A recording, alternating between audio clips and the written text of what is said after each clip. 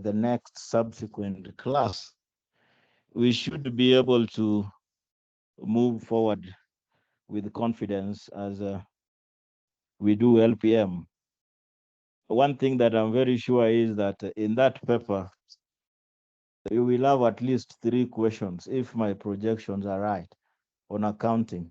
Because looking at the setting models, question 1 that has 20 marks, I've seen part A having an accounting problem, and the part B then having the theory bit. I've had people complain that they are not accountants when that whole question 1 was complete accounting. So we never know what we are going to get, and therefore it is important that we are properly prepared. I've tried to oversimplify, but of course oversimplification also has its own challenges. When you're doing accounting, at times it is challenging if your main goal is to have the accounts to balance, especially in examination situation.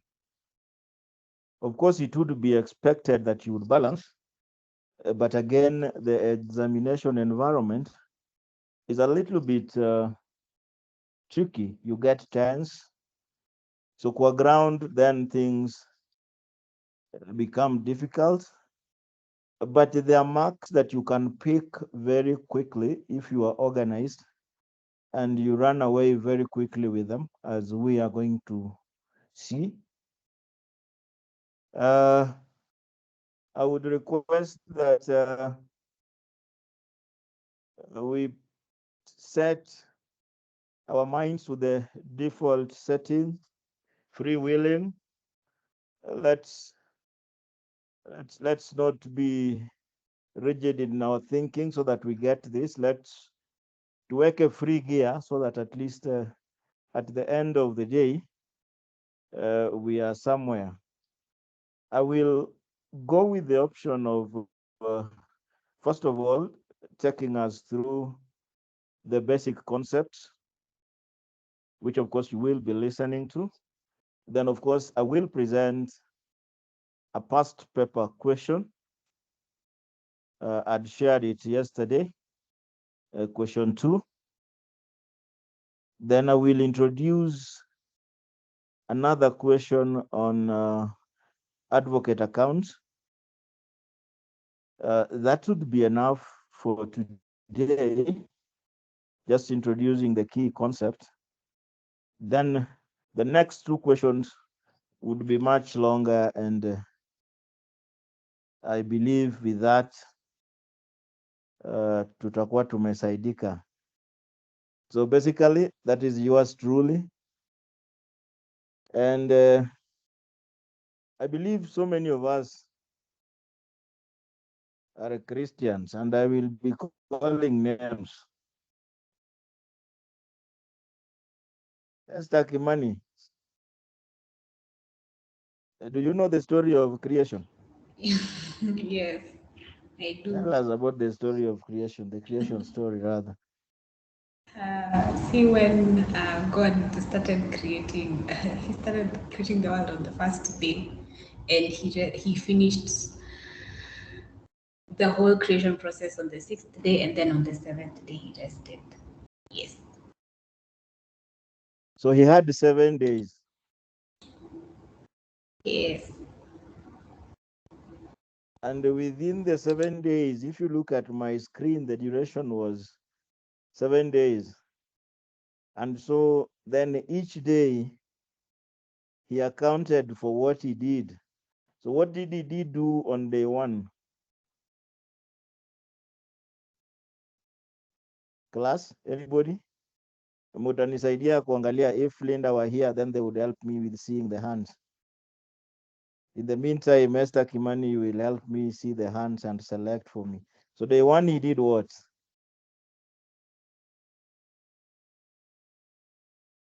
Nyamolo. This is Linda. I am in. Good evening, everybody. Well, I think day one he created day and night. I think. Day two. Um, day two, day two, day two, the sky, right? Earth and sky. Yeah. Day three.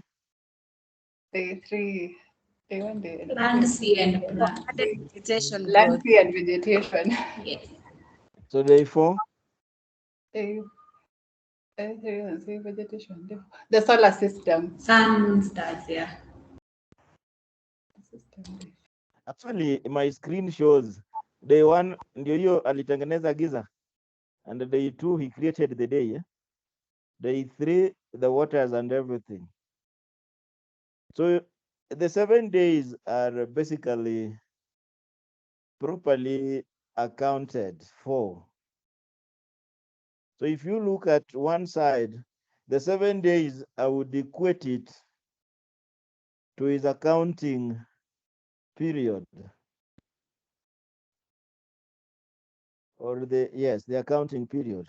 And so within those 7 days, you are able to see what was done. In accounting, we talk of debits and credits. Of course, we will be able to go through what debits are and what credits are.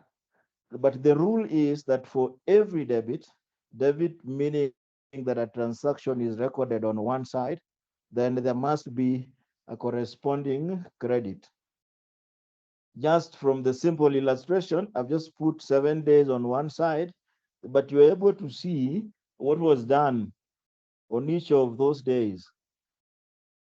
So the first accounting was actually done in heaven, if that is where the creation took place. And so after that, there's a young man who was put on the Garden of Eden to be a custodian. Accountants are also custodians of the institutional resources. As practicing lawyers, you'll be getting money, and you must get somebody to do your accounts. And if you are not careful, saa zingine pia tunaoshanga watu, lugha ya mtaa we say unapigwa bafu chafu, you are washed clean. So then you need to know your debits, your credits, so that if a client paid you 1.4 million, then you should be able to trace that 1.7 million to where it actually went to. Of course, because in giving an example of even the class that we are in, we are normally over 200 students for the evening class. And if everybody was to report the transactions that they've done within the day, then it becomes a challenge. Somebody was working, and of course, even the sectors are also different. Somebody works in an hotel, somebody in an NGO world, somebody doing their own business.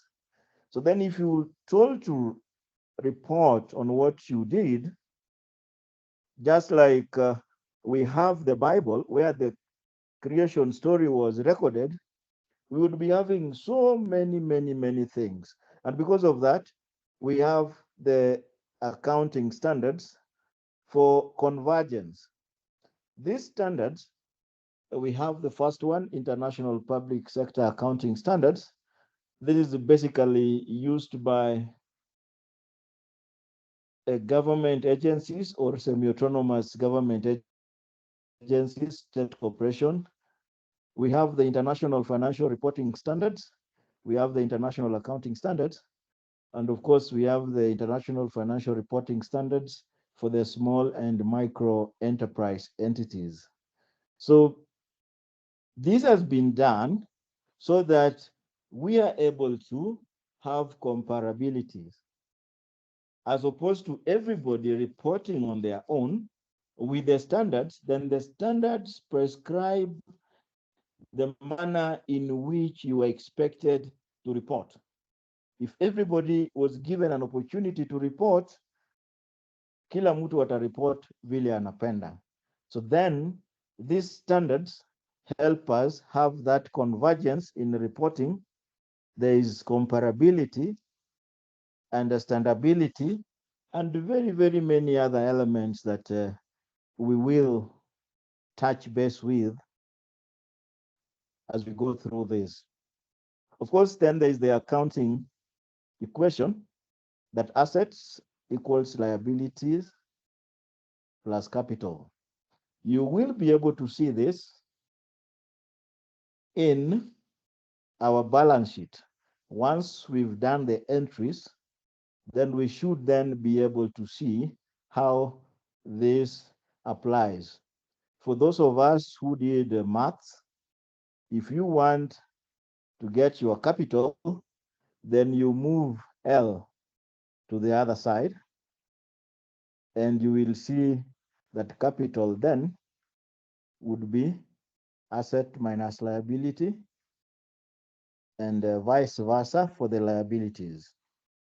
We have several concepts or principles in accounting. I've picked a few that I think are relevant. One is the going concern.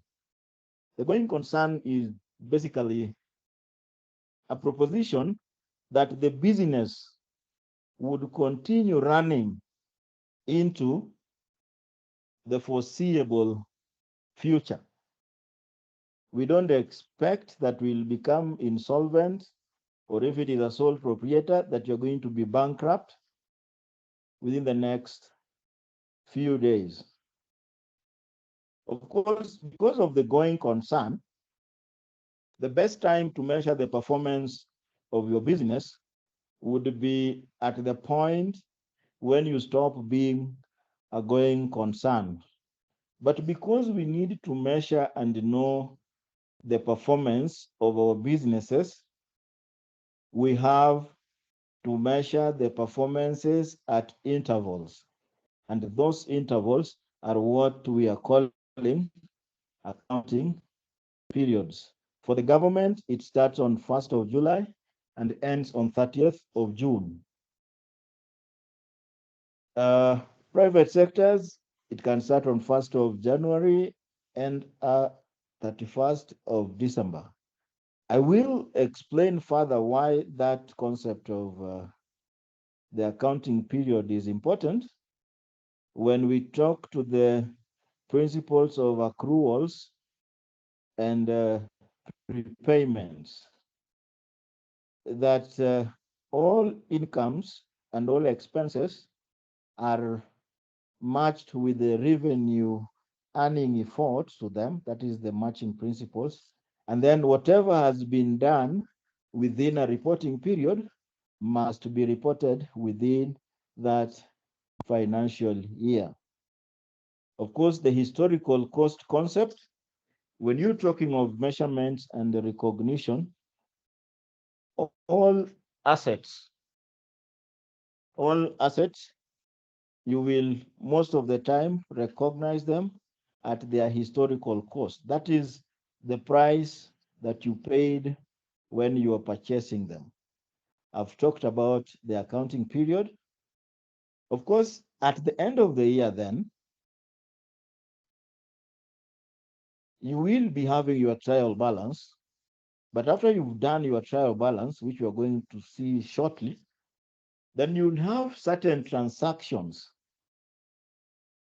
that may not have been captured in the trial balance. And because of that, we have to make those adjustments. There is what we call depreciation. If today, and I'll choose somebody, Barasa Caroline, if Yes, you Nyamulu. went to DT Dobby and you got an ML 570, there's a price. What is the likely price that they would sell it for you at? That is a Germany machine. What would be the price? Ukienda showroom ya Ditidogo. I am not sure. Someone to assist me. Just to give, I don't want the exact thing. Just tell me an approximate price. Say 6 million. The moment you step out of DT Dobby and you meet me in town and you want to dispose of that Mercedes Benz to me, you are likely not to fetch that 6 million that you used to purchase it. Of course, it would have gone through some diminution of value. So that loss of value is what we call depreciation in accounting. And so then, for purposes of these exams, you'll meet two methods: the straight line method of depreciation, and then there's the reducing balance. I will explain as and when we reach there. Another highlight of some of the concepts, we've talked of historical cost, that is the cost at which you purchased your assets. Prepayments, those are payments that have been made in advance. If your accounting period is January to December, you will be required to report only expenses that relate to that period. So if you paid anything in advance for the period beginning January next year, then that would be considered a prepayment. An accrual would then mean that you have liabilities that were incurred within this particular period, the January to December, but you've not been able to pay for them. So you will recognize them, but then they'll remain a liability to be paid in the next financial year. There is something called carriage inwards. As you go to purchase your goods, as you go to purchase your goods or your supplies, you will use some cost to bring them to your premises. Such costs are normally added to form part of those cost of purchases. The carriage outwards, if you are selling, the cost that you've incurred to take your goods to the market would then become your selling expenses, which you are going to charge on your profit and loss account. Returns inwards, when you make your sales, there are chances that some of your goods will be returned to you. And if they are returned, then from the sales that you had made, you will less them. The returns outwards, you've done purchases. Some of those purchases don't meet the description that you did, so you return them out. So then your purchases would be less those returns outwards. Discount allowed and discount received. At times, very confusing. Discount allowed is what we allowed our customers when they bought goods from us. The discount received is what we got from our creditors. There are some basic rules when you're dealing with assets. Of course, there's what we normally call the T account or the journal. I didn't project it here, but on that T account, if you are having assets like motor vehicles, you will debit the same.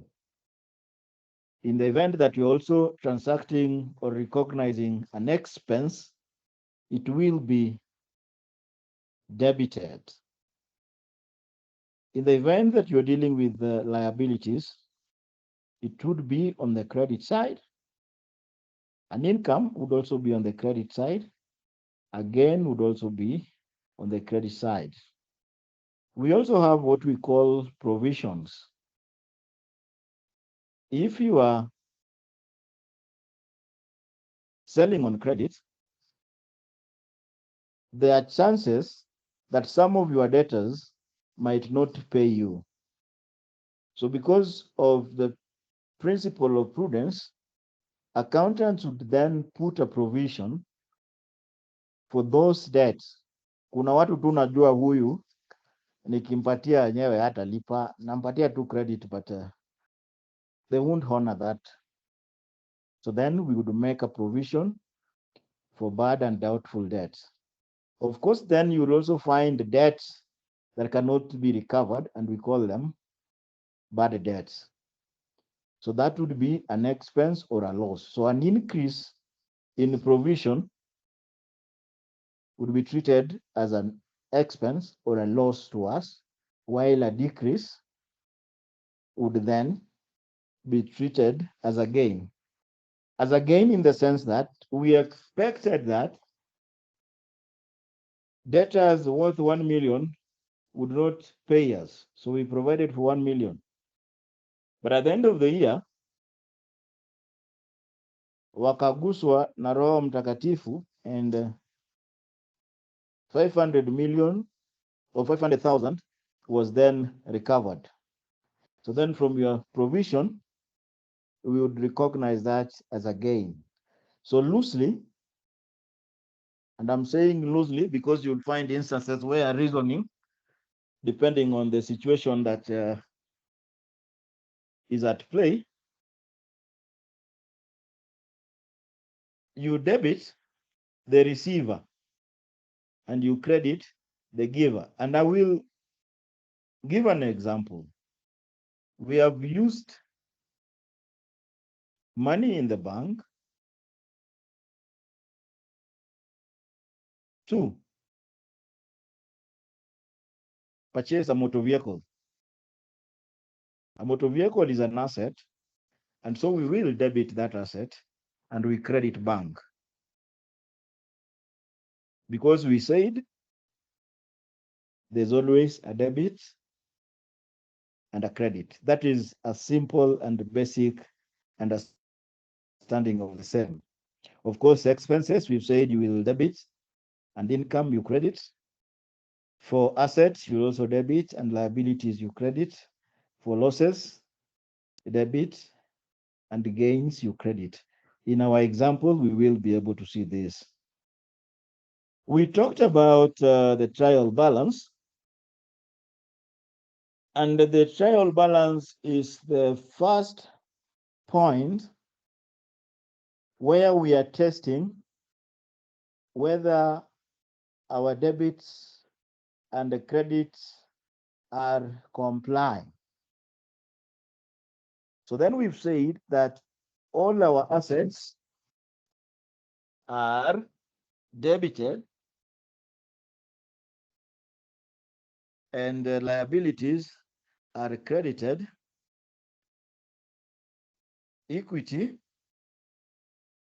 or capital is credited. What I didn't tell you that equity is capital and capital is also credit. Drawings, these are monies that the owners have taken away from the business, and they have the effect of reducing your capital.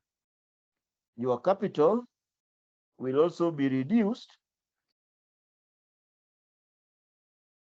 by reduced or increased by profits or losses or new capital. For this case, if it is a company and you've issued new share capital, then it will have an effect on your capital. So the moment you see drawings doesn't go to the P&L and account. Just know that you will use it to adjust your capital when you are dealing with the balance sheet.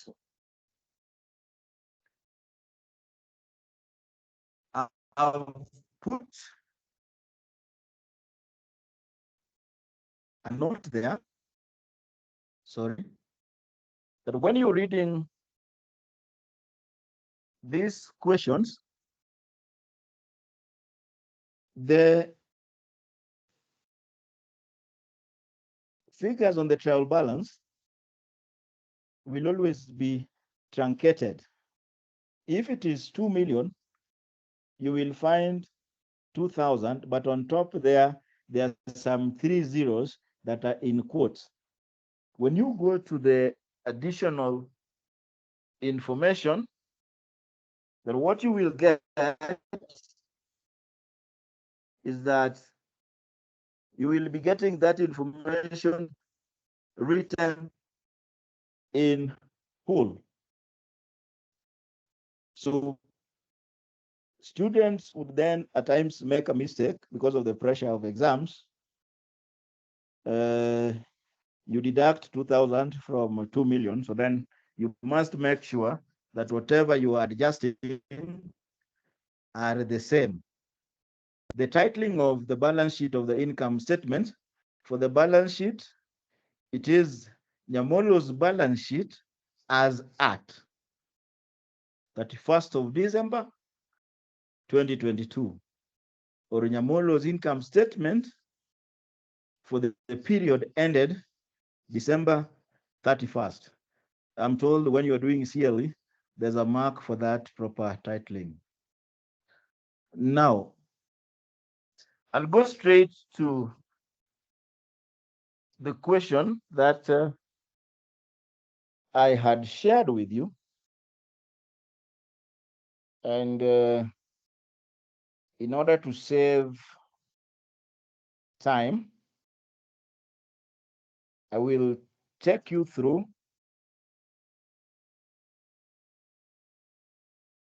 that question. I'm just getting it. I may not project it, but I will read it so that I believe you've looked at it. And if you've not looked at it, there is nothing that has been lost. At this particular point, I will also not hesitate to warn that this is the time when you go back to the lessons that you have at, rather in your nursery school.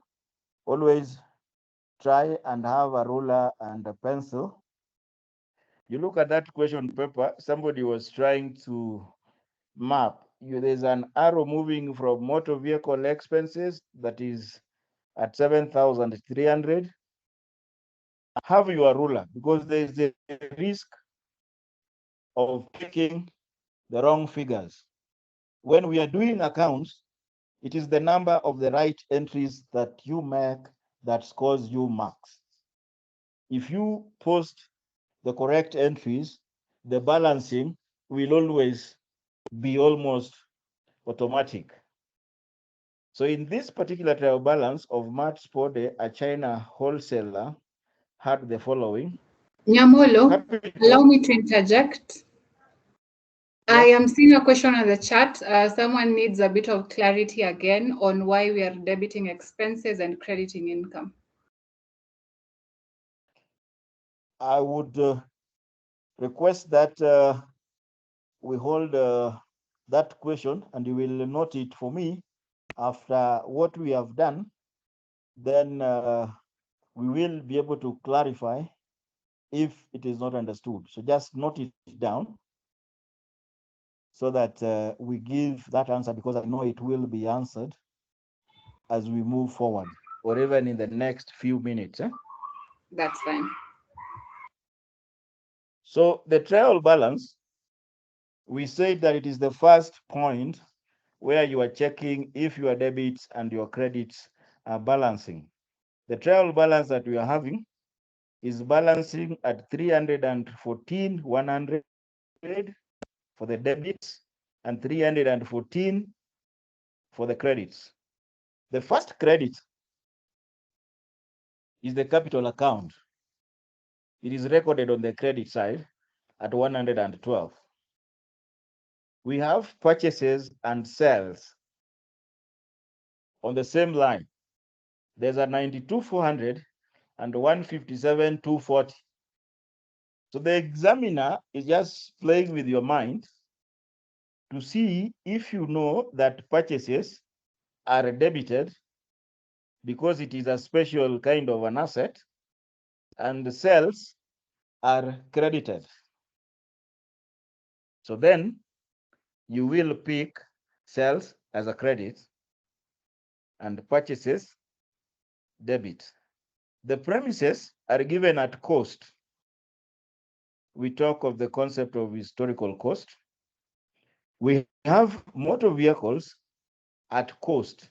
Is the 30,000 that we paid when we bought them. Then there's accumulated depreciation. Accumulated depreciation simply means, and depreciation had already been illustrated by our black Mercedes Benz that lost value. So for this particular class of motor vehicles, they've already been depreciated by 8,200, meaning that as at today, they are at about 21,800. Fixtures and fittings are at a cost of 6,500. Accumulated depreciation at 1.1. Of course, we have motor vehicle expenses, which are 7.3.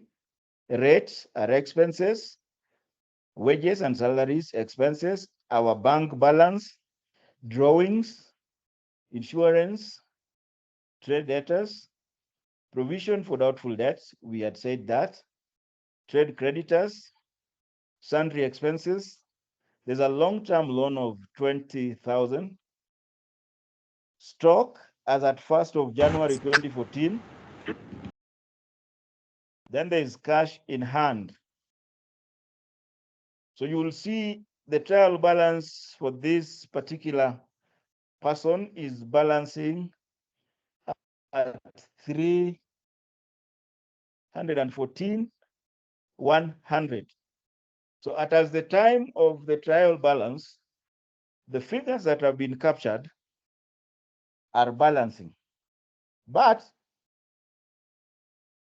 there are additional information. That the following information is also available at 31st of December 2014. Kindly don't panic. We've not reached the area for panicking. I'm still checking us through. We've not started working. There is stock as at 31st December, which is valued at 22,400. But there's also stock up there on the trial balance as at January. So the stock as at January would then be the opening stock, and the closing stock is normally put under the additional information. It is expected that a student should be able to identify the opening and the closing stock. So identifying the closing stock, there's no adjustment that you are going to do, but when you put it at the right place, you will be able to get a marks. So we are told that there were wages and salaries owing of 1,200.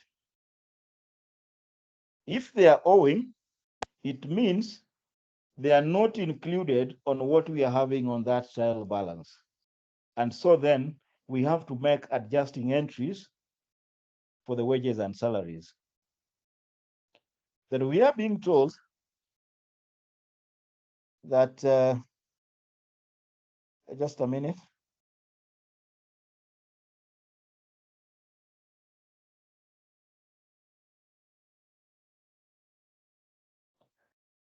We are also told that on review, there was a payment of 1,200 on 31st September 2014 to cover for 12 months insurance. What is the accounting period for these guys? Up there, it is 31st, or rather down just next to the 15 marks. It is 31st December 2014. So 30th of September, you will have to think through how many months were we remaining with to the year end.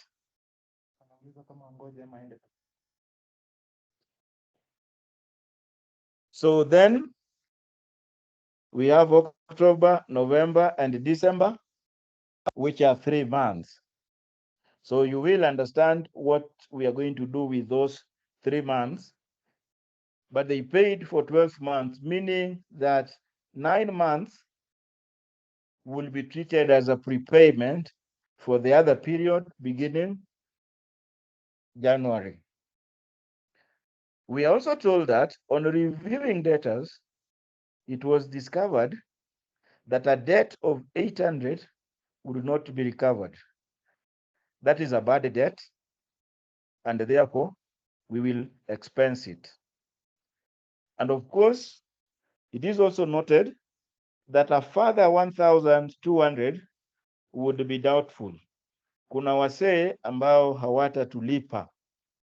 So then we will have to adjust the debtors figure. Just to jog your mind, the debtors figure is indicated as 18 million in the trial balance. So we will less this to get the new debtors figure that we will take to the balance sheet. Depreciation is 25% reducing balance for motor vehicles and 10% straight line on fixtures. And then there is a loan that is being charged 10% interest, which had not also been included in the trial balance. So these things that are listed as Roman number 1 to Roman number 6 are the adjustments. And these adjustments are not captured in the trial balance. So then we will be looking at what we have on the trial balance and make those adjustments. It is recommended, unless you are a genius, on your answer sheet. On your answer sheet, that you do your workings. The advantage of doing your workings is that the examiner would, one, note that my working one, which corresponds to my additional note number 1, is that I've identified the 22,400 as my closing stock. Working number 2, the adjustment to salaries and wages. In our trial balance, salaries and wages are indicated as 42. But we've been told that there is a further 1,200 that had not been paid and was owing. So if we want to get the correct charge for our accounting period, it will be that 42 plus the 1,000 that has not been paid. So our charge for the year for salaries and wages would then be 43 200, but that which is owing is a liability. We've not paid. We have accrued it. So that one we will take to the balance sheet under current liabilities as salaries that have not been paid. You will see it. So when we go to that particular document, then I will refer you back. So for now, just get the gist of how these workings are done, then we will move forward. The third working that corresponds to note number 3, and let us listen here very keenly, that there was a payment of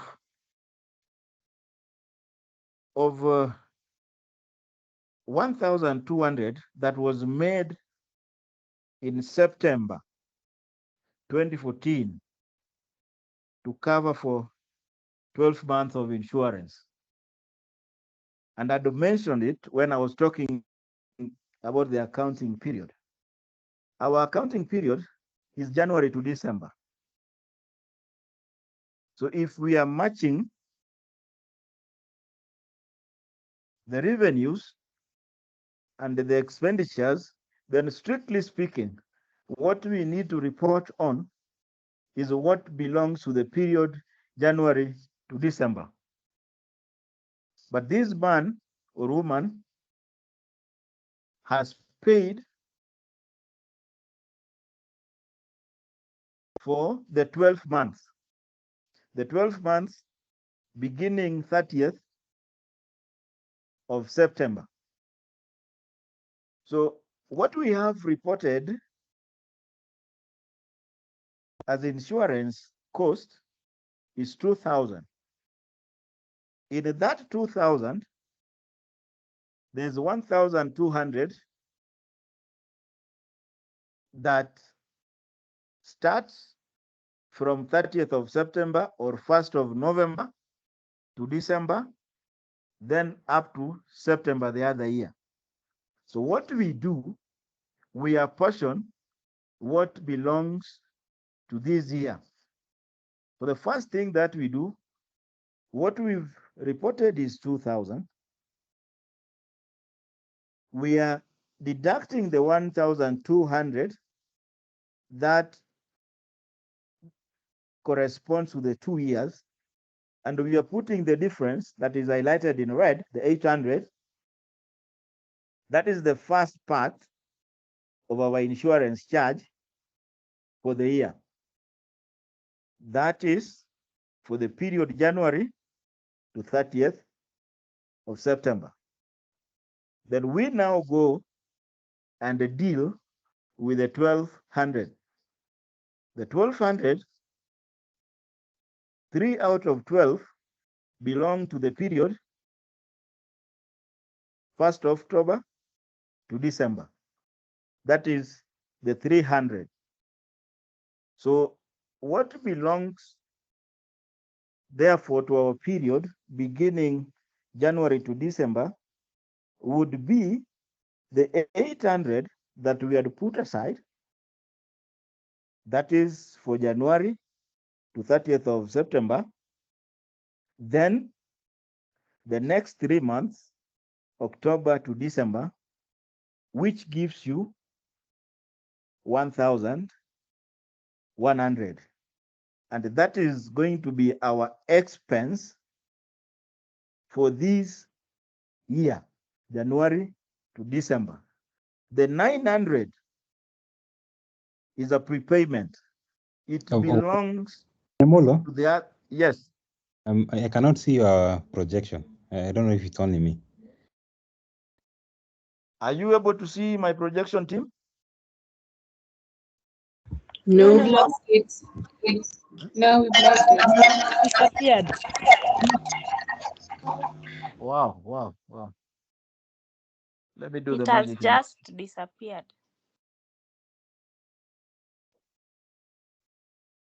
Now? Okay, let me try and project it again.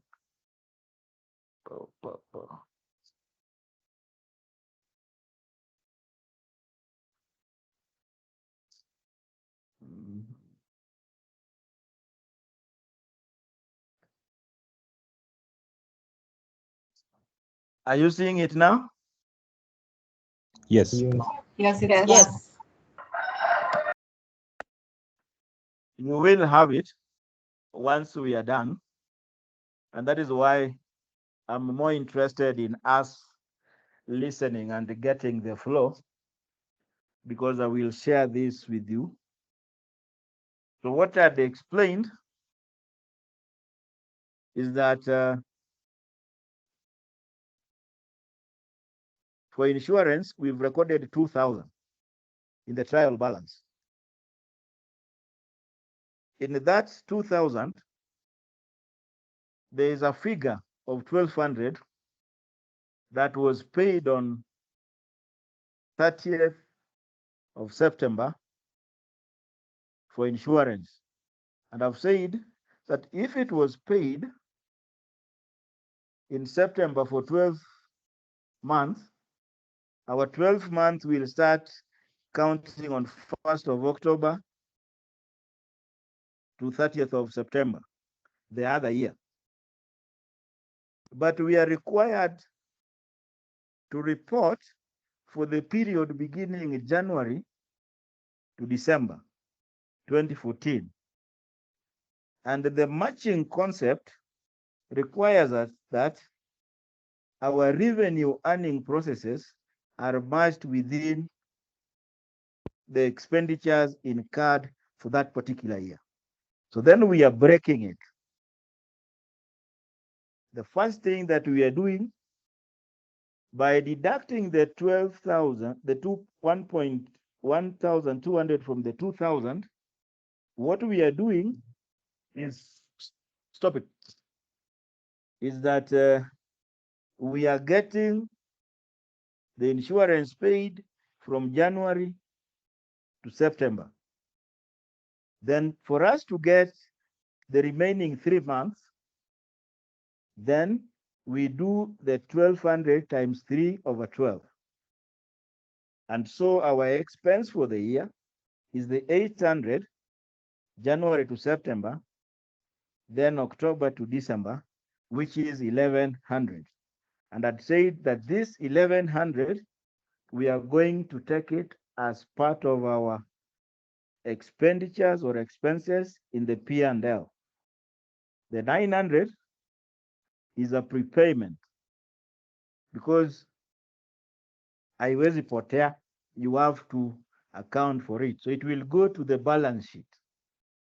If you take our prepayments and what we are charging, they add up to the 2,000, which is in the trial balance.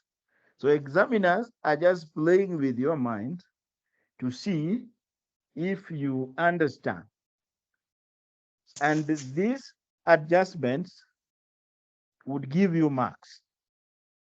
Somebody might think that it will take you time, but when you now do your format, you'll just be able to pick this and paste. As you copy them and paste them, you get your marks, and it is much, much easier. Our working number 4, corresponding to note number 4, which was on debtors, we are told that on reviewing debtors, if my screen disappears, kindly let me know so that we flow. The debtors are recorded as 18,000. We are being told that 800,000, kuna jamaa tuliuzia na yeye hata tulipa. So kama hata tulipa, prudence, one of the concepts in accounting, you will be able to see it, demands that where we anticipate that we are going to incur that loss, it is better to recognize it as a loss than overstate our profits. So we will reduce that 800 from our debtors. We are also told that a number of individuals holding 1,200 are also not likely to pay us. So from what was recorded on the trial balance, we less the 800 that are not going to pay us, and we also less the 1,200, and we get a new debtors figure of 16,000. This 16,000 is going to go to our balance sheet. The bad debt of 800 is an expense which is going to go to our P&L. The provision for bad and doubtful debts, we had mentioned a decrease or an increase. Can somebody look at the trial balance and tell me the figure that is indicated there in the trial balance, provision for doubtful debts?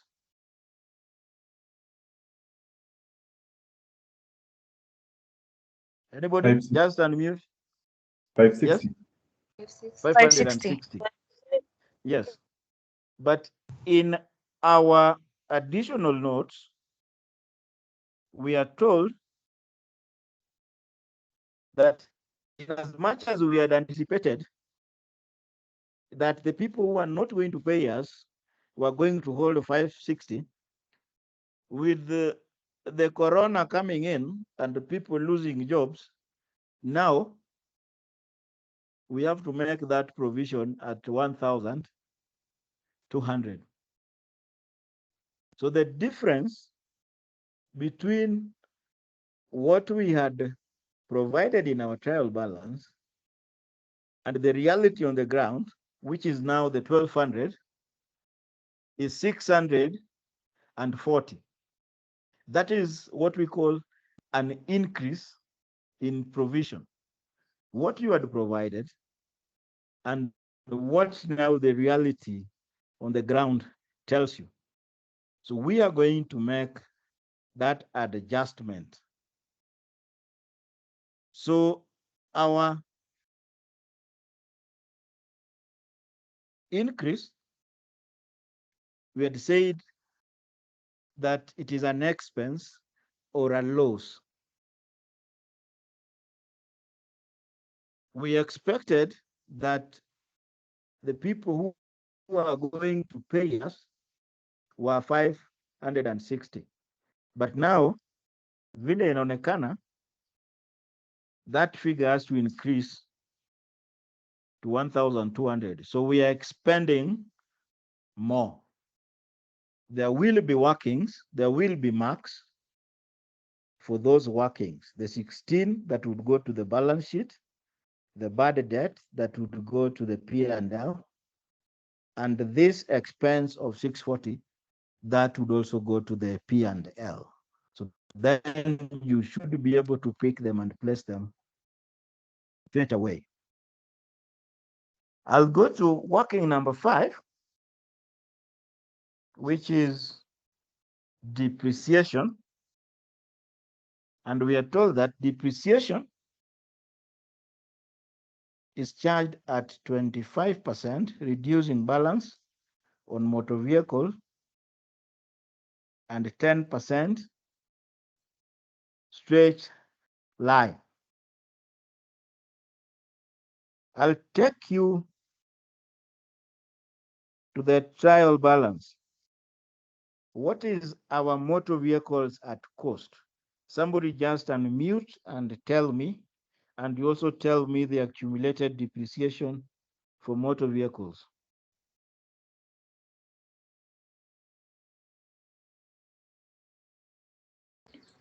The cost is 30,000, and then the accumulated depreciation is 8,200. Which is projected that Mhm. our Mercedes that we bought at DT Dobie, we paid 30,000. By the time I was meeting Baraza for coffee, and she decides that now I'm selling Nyamolo this vehicle. My friend, I will not give you 30,000. I will give you 30,000 less 8,200. So your net book value after that depreciation from the point you took it from DT Dobie to where we have met it has lost value by 8,200. So then that becomes our accumulated depreciation. So our value now is at 21,800. So then we need to charge depreciation for this year. So it would be that 21,800 times the 25%. So reducing balance means you less the depreciation, get your current net book value, then you charge depreciation for the year. If we were to go to the next financial year, our accumulated depreciation would be 13,650. That is our current depreciation charge of 5,450 plus the 8,200. That is now for next year. But our interest is the charge for this year. What do we charge as depreciation? Saa hii tumekaa na baraza tunakunywa kahawa. Hiyo gari ikiuzwa sasa, we have to depreciate it for this particular year, which then would give us the 5,450. That would be your depreciation expense for this year, and it goes to the P&L. To get your net book value after the charge for this year would then be 30,000 less the accumulated depreciation, less depreciation charge for this year. And that is going to be our value for motor vehicle in our balance sheet.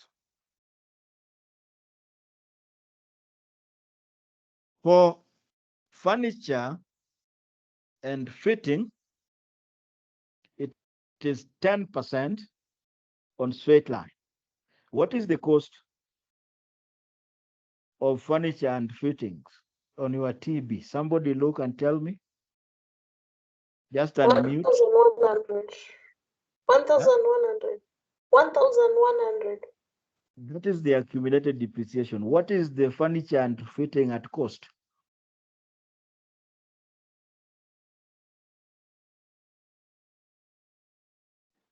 $500. 6,500. There's the 6,500.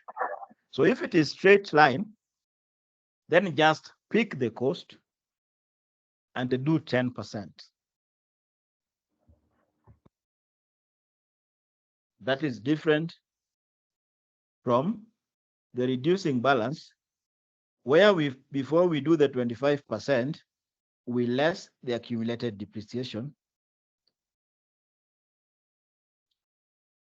So your 650 goes directly to your P&L as an expense.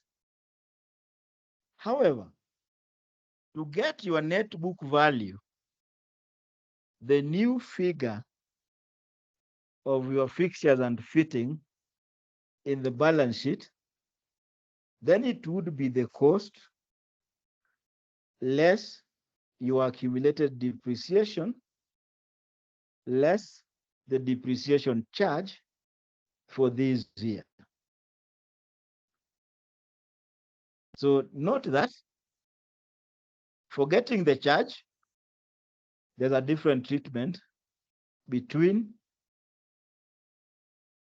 when you're calculating the charge for the year, there's a difference between reducing balance and straight line. However, to get your net book value, what goes to the balance sheet, you must take the cost less your accumulated depreciation less your charge for the year. The last working is loan on interest. We have a loan of 20,000. 10% of that is 2,000. which is going to be an expense.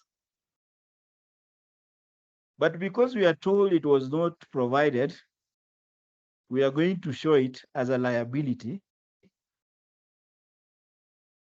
or an accrual. At that point,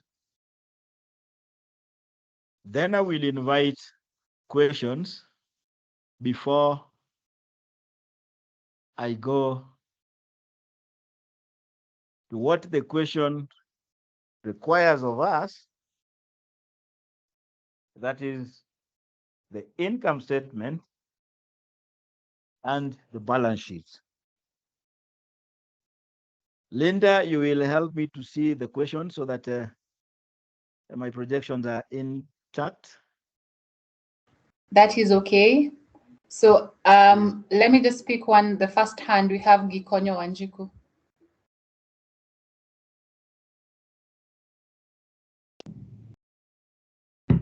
Yes, proceed. Good evening. Good evening. Could you please come again on the difference between the straight line method and the reducing balance method? Okay. Straight line and reducing balance. I will. Let me take like 3 questions, then I answer them. Okay. Ochieng Otieno. Thank you, Bwana Nyamolo. I have a question on the truncating value. When you see the example or the question that we have been given, they haven't indicated the truncating value up there. So is it that in every balance sheet or in any statement given, we always assume that there is a truncating value even if it's not provided? Because the background I have in this is that every time you are given a balance sheet or let's say a trial balance, they will always indicate a truncating value. And if they don't indicate that truncating value, which is always in thousands, then that means they are recording the live or the actual values of the book values. And then the second issue is that now that I've seen you calculating motor vehicle at cost, could the same method you are using be applied when they just write motor vehicle? Will you be now, let's say, subtracting the value of depreciation when you are just told motor vehicle without saying at cost? Okay. Okay. Thank you, Ochieng. Waithaka Wanja.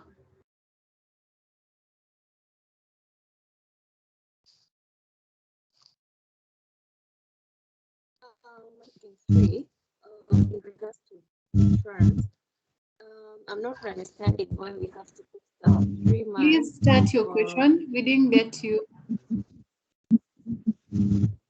Yes? Can you hear me?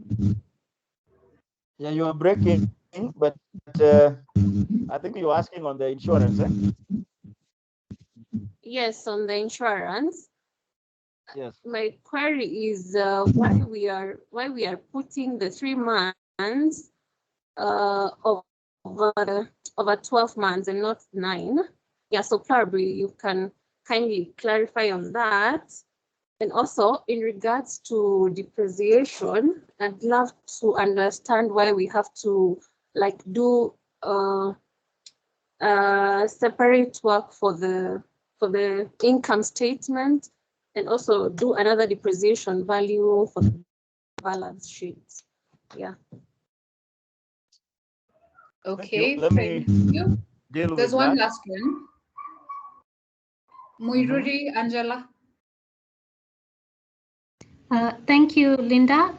Good evening. I just wanted a bit of clarification on where you are calculating bad debts and just to understand why you subtracted the 2 figures. Thank you. Okay. I will start with the truncation. And just to understand what I'm saying, anybody with a question paper, go to question 3. Anybody with the question paper, go to question 3 on that paper.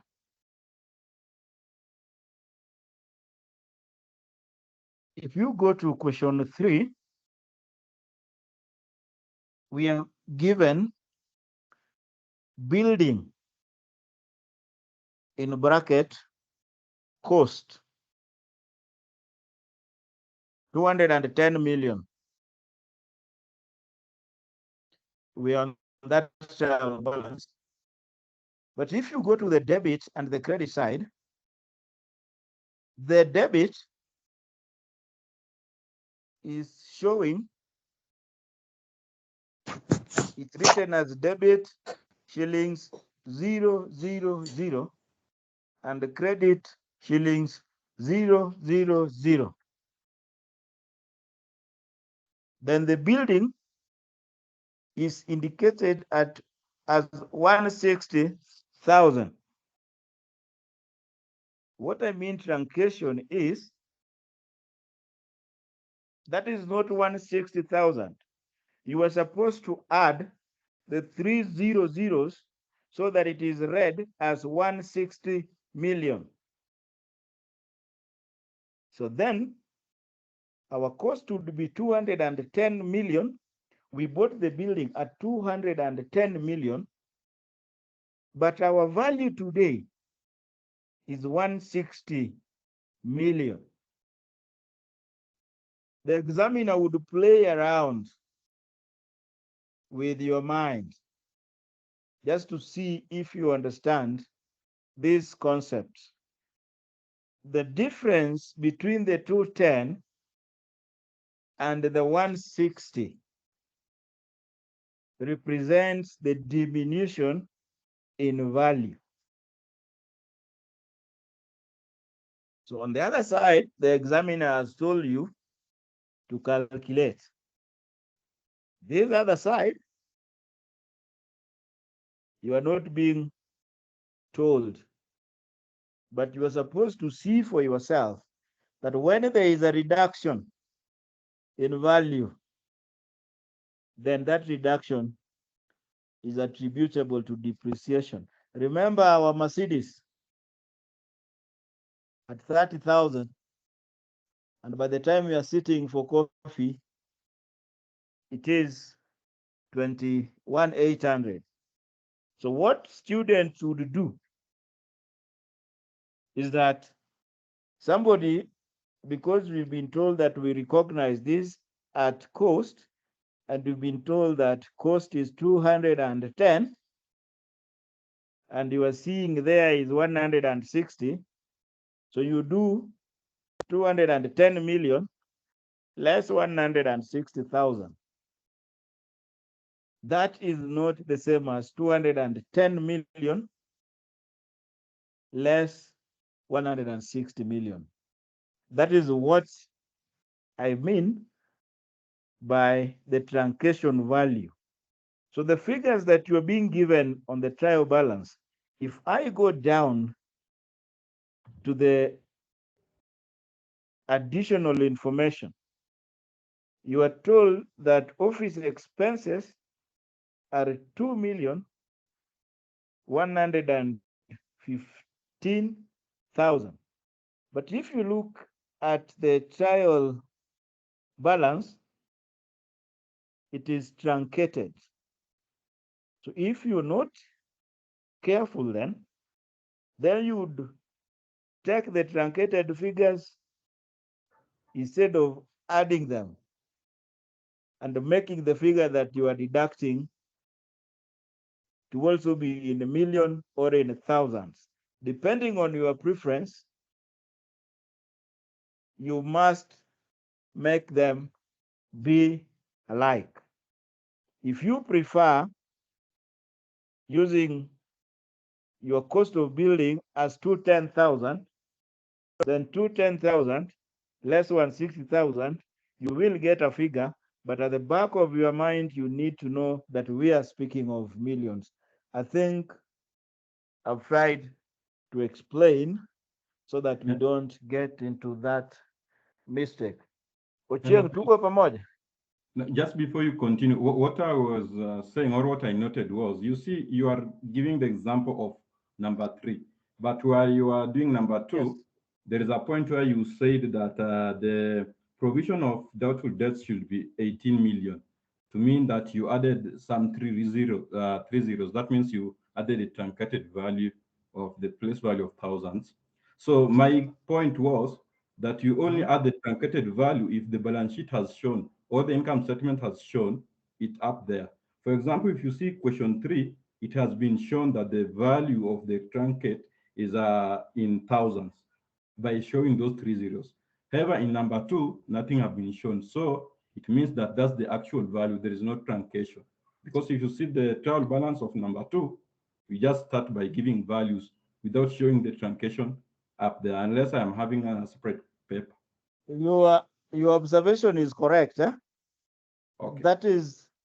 That was just a warning, so that when we go and do question number 3, perhaps next time, then it will come clear, so that tukipiga hesabu tupige hesabu ya mbuzi peke yake ama kondoo peke yake, so that we don't deduct goats from sheep or sheep from goat. That one the examiner expects you to see and take note. It's just a pitfall I've just highlighted, and you will see it in the next question. Just to be careful, it's just a warning, so that you know, because if you do 210 million less 160, your figures are already messed up. So then we must have the like terms. So that was just a warning for noting. There was the issue of depreciation. I've said from this particular question, and we've noted that depreciation is calculated using the 2 commonly used methods are straight line and reducing balance. Reducing balance, you take the figures direct, it's on cost.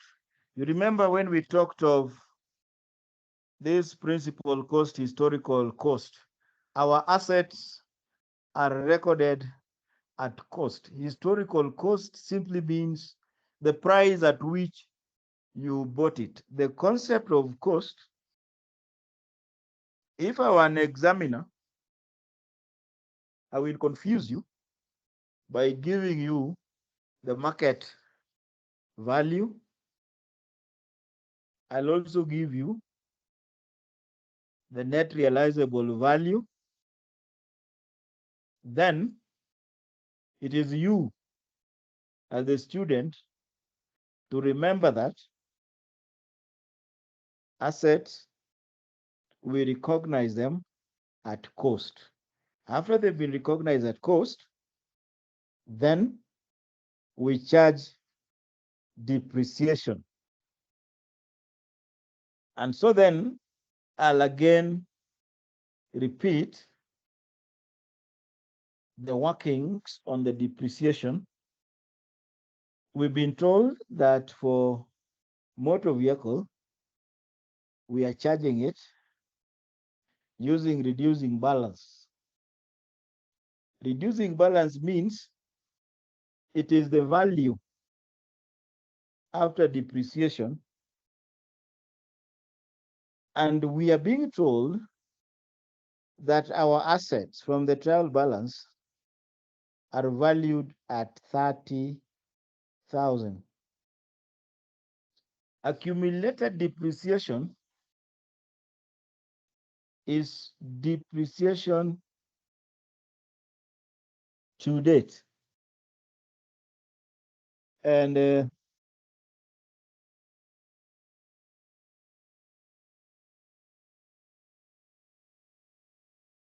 depreciation to date, I said, is indicated as 8,000. 8,200. And I told you that anything that you've been given under the additional information is not included on what you're having in the trial balance.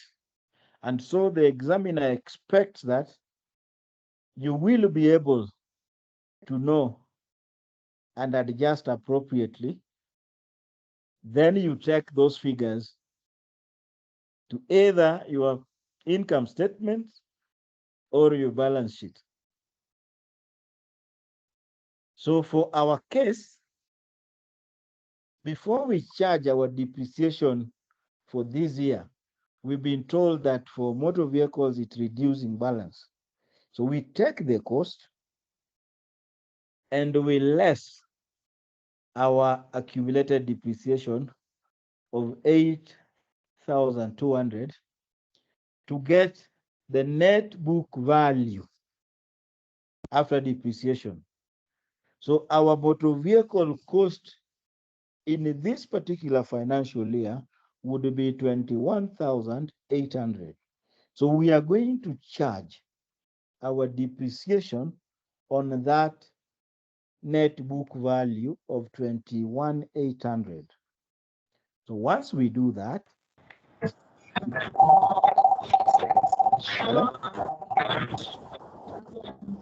hello, somebody is talking and it's not clear.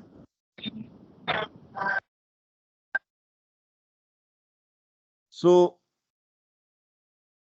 the 25% of our net book value is 5,450. That is the depreciation expense for the year using reducing balance method. So I went ahead just to show you that by the end of this year, that is after 31st of December, our accumulated depreciation would be 13,650, which is the accumulated depreciation from the other years plus for this year, and our net book value, what we are going to put in our balance sheet at the end of the year now, the one that we are yet to prepare, is going to be the 30,000 less the depreciation that had been accumulated, less what we have calculated for this year. So for the straight line method, the examiner has told you that use straight line method to calculate the depreciation for fixtures and fitting. So straight line method is straightforward, just like the name. So go get the cost.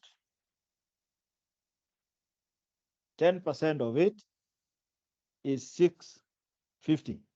That 650 is going to be your expense for the year. However, for you to get the amount that you're going to take to your balance sheet, then you must net off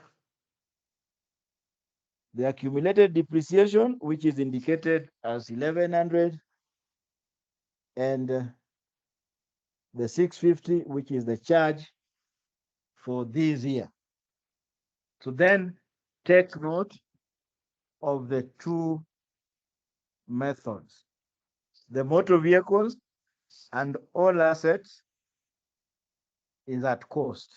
The question might be varied, but the concept would still remain. So the next question that we are going to do after this is done, you will see examiners are just joking with your mind to make sure that you get less marks. So if a question comes and the facts that you are given are similar to what we've seen in this question, then that is the approach to take. And I just told you that under question 3, then you are not being told, you are not being told, but you are being given the figures, and it is you to think through to see that the reduction in value for assets could be due to depreciation.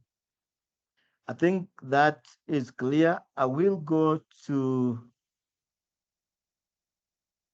the adjustments for bad debts.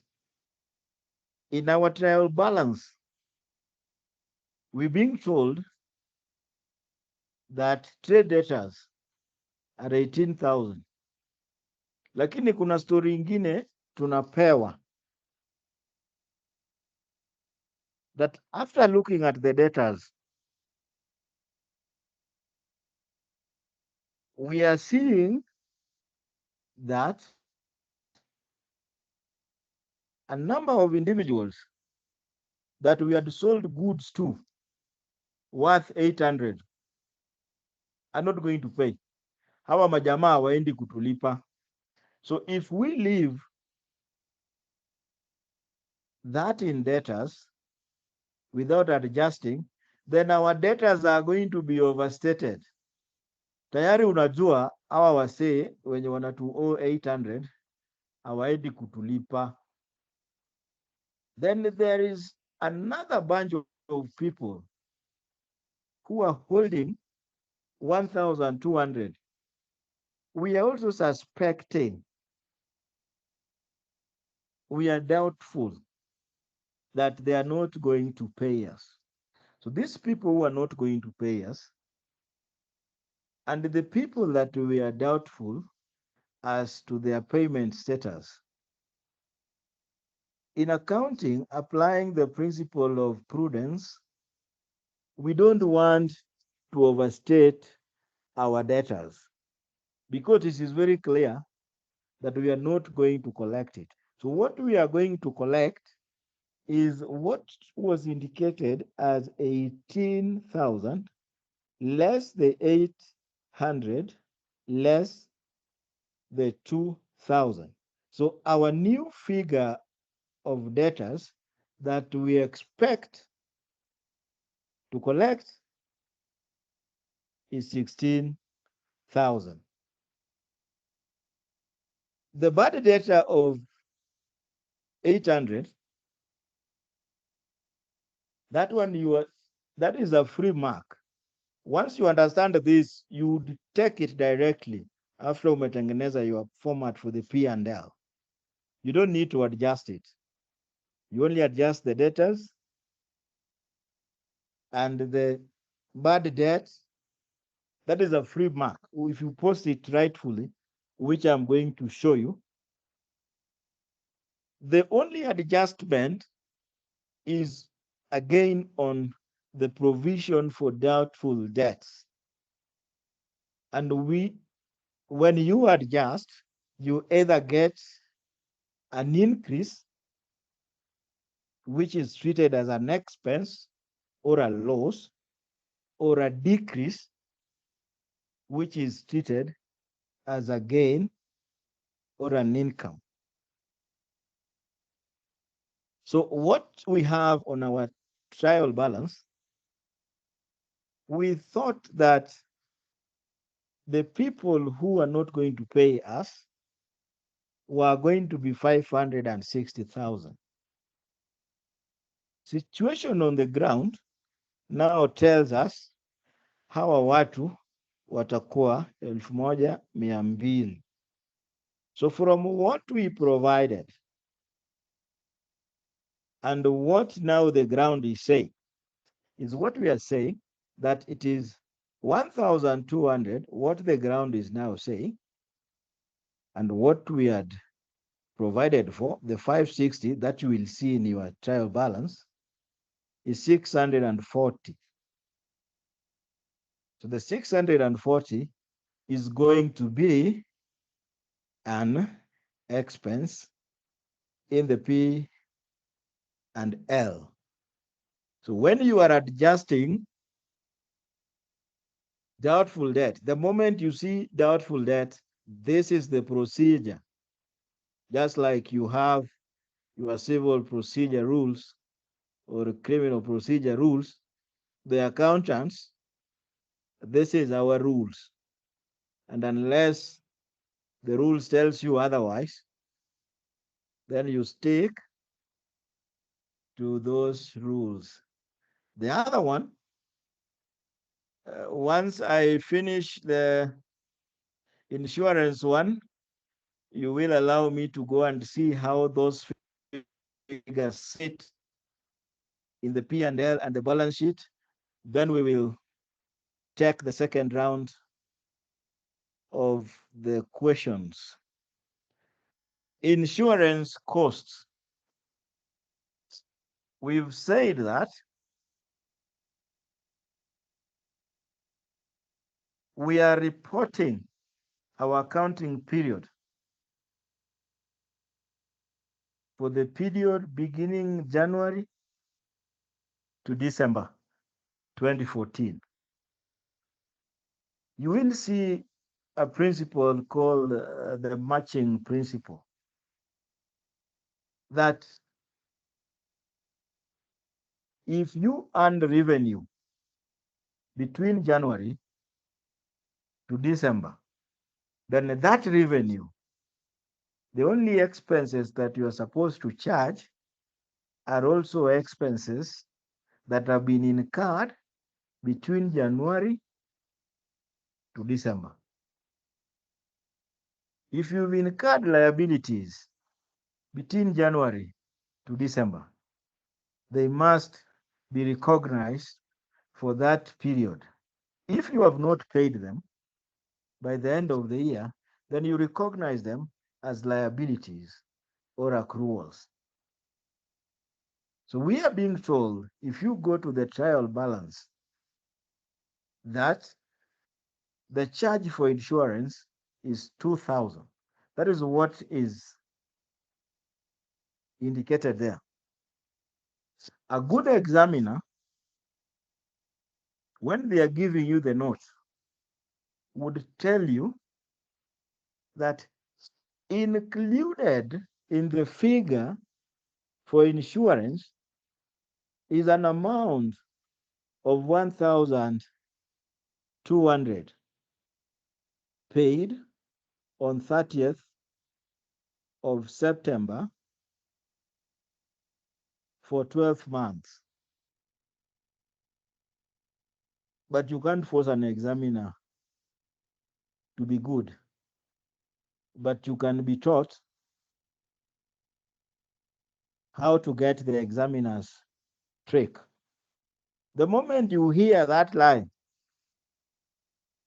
it's like a common line in Kenya that if somebody wanted to take me to be part of those guys who are swimming in the River Yala, then you will hear that he was last seen with a female colleague. For those of us who are old enough, when you hear that storyline, then you are almost able to tell the end of the story. So the moment you hear an examiner starting to tell you that there is an amount that was paid at a particular time to cover for a period, then you should think prepayment or accrual and our accounting period. So then the 2,000 that we are having on the trial balance includes 1,200 paid on 30th of September. If it is paid on 30th of September and our year end is 31st of December, so it means it would run for 3 months in our year of reporting, from 1st of October, November, and December. So in our year of reporting, whatever was paid is for 3 months. For our other year, beginning January to December the other year, we have prepaid, we have paid in advance some 900 shillings. So the first thing that we do is to get our insurance cost from January to the point when this amount was paid on the 30th of September. So our cost from January to 30th of September would be the 2,000 less what has been paid for the rest of the year. So we get 800. This 800 would be the cost component from January to September. But we are supposed to report for January to December. So out of the 1,200 that was paid for 12th month, how much is for this year? And it is going to be 3 months over the 12th month that was paid times 1,200, and we get 300. So our insurance for the year will therefore be what was paid from January to September plus what was paid from October to December. So for the 12 months, it would be 800 plus 300, which is 1,100. To get the prepayment, it would be 9 over 12 times 1,200, which would give you the 900, which is a payment that we've made today, but it relates to the other year. Remember, we are told your reporting must be for what has been done or what is for this year. The 900, that insurance tutatumia the other financial year. In a case there is any clarification, then we will customize. You can call me, you can text me. On the WhatsApp, you will see the name Swiss franc. That is a very powerful currency, but people don't know. Of course, you will know that after we finish this. So now, all those workings are supposed to go into this. And this is having known the format of the income statement. It starts with cells. I will explain. So also again, listen, don't panic. Where the figure is coming from, you still have the opportunity to know where it's coming from. So don't panic. Just look at the format. I put it on one page so that you get the whole document at once.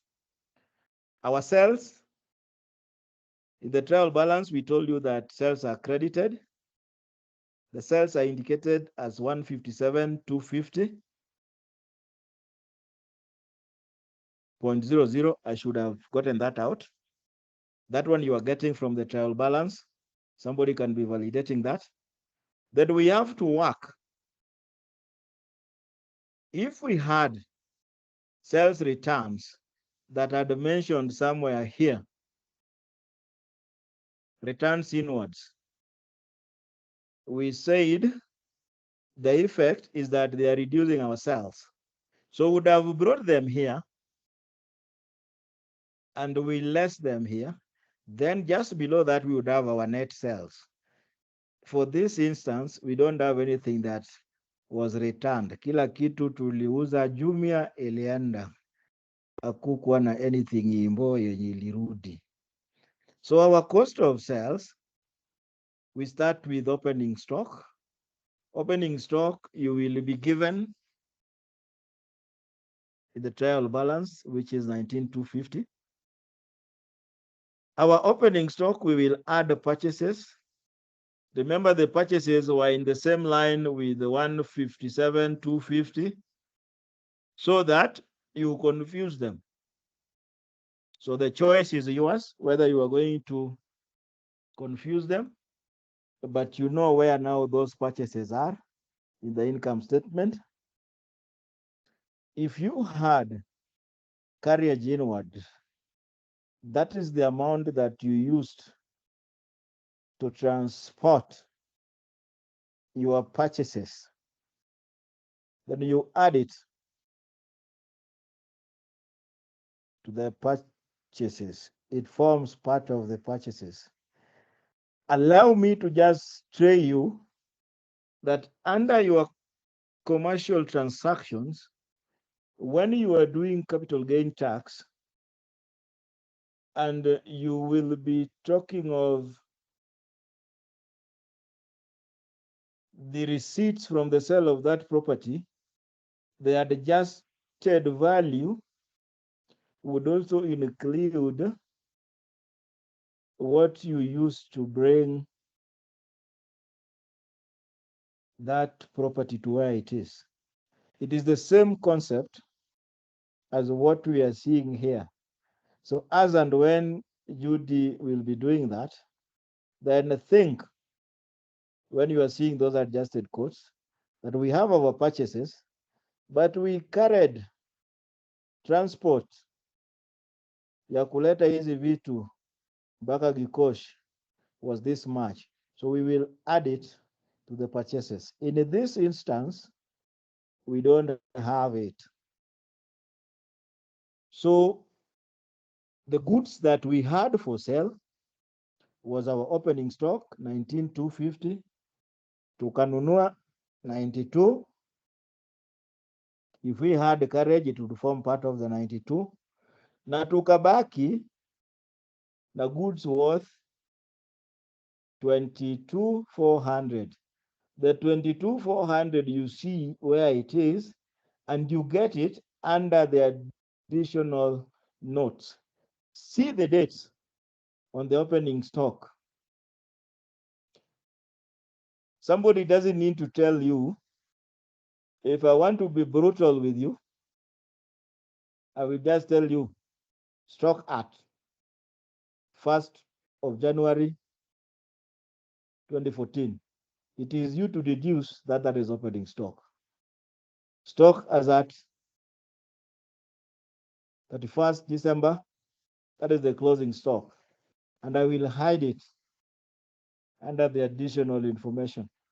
When we will be doing advocate accounts, you'll also see the same. When you are computing the fees income, inafichwa, so that we see if you understand. So once we've deducted, we have the 89,250 is our cost of sales. And this is the process or the procedure to be used in computing your gross profit. Your gross profit then would be your sales less your cost of sales, and you get your gross profit. An examiner who wants to mess around with you would hide any of this so that you work around. But if you did equations, then you will just move one item to the other. I will get a question maybe as we work that would be able to get us those scenarios. Those are just the variant ways through which a question can be brought on this. For this is the format.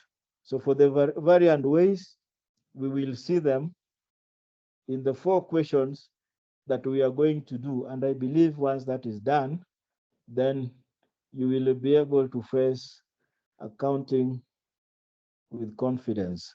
So then we've computed our gross profit.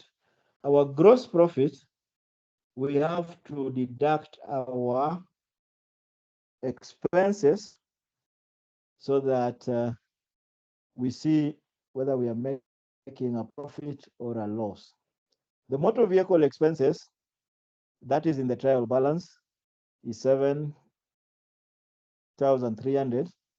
That is a free mark. Anything that is not adjusted, any expense that is not adjusted, just pick and bring here if you know the format. Wages and salaries, we worked on it. And you remember the new figure was 43, and there was an owing which would go to the balance sheet. Sundry expenses, there were no adjustment. Just pick and bring here. That is a free mark. Provision for bad debt, the increase, we are debiting the debit side. And we say that it is an expense, and therefore we are debiting it. Yes, you remember that calculation for that increase in provision. And we said it is an expense, so you're going to debit in the P&L. It is here, the 640. The depreciation, or rather the bad debt written off, the 800 here, it is here. It is an expense. It is on the debit side. It sits here.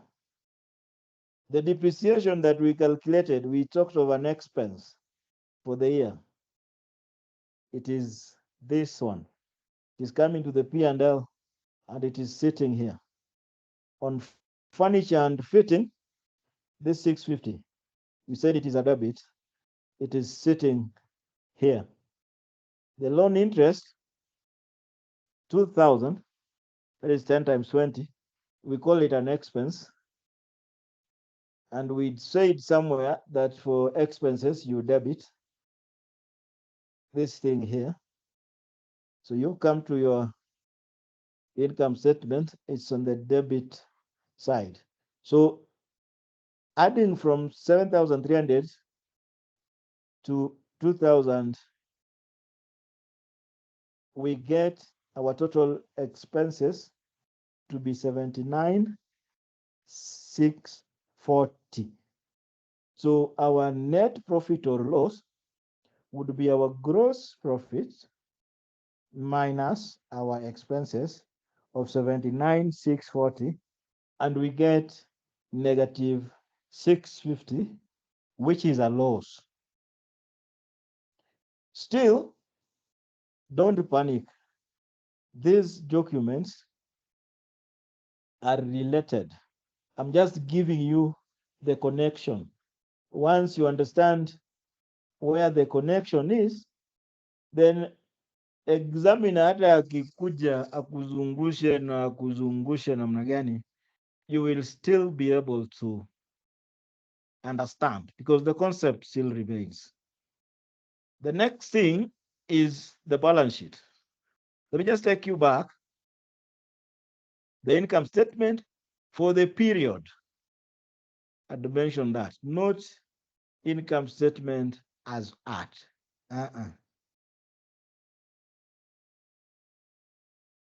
The balance sheet, when you're doing your balance sheet, you have to look at your balance sheet for purposes of examination, at least for accountants.